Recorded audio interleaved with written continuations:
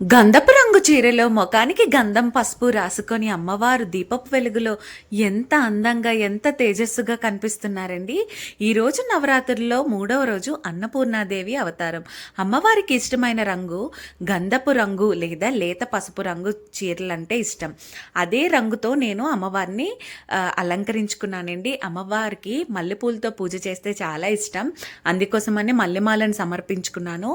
అమ్మవారికి ఇష్టమైన నైవేద్యం దద్దోజనం, పాలన్నం లేదంటే అల్లపు గారెలండి.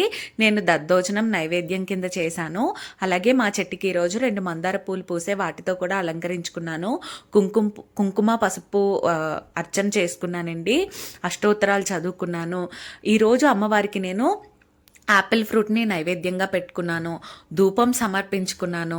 ఆ చీకటిలో అమ్మవారు ధూపపు వెలుగులో ఎంత అందంగా కనిపిస్తున్నారండి. నేనైతే ఈ విధంగా చేసుకున్నాను. మీరెలా చేసుకున్నారు?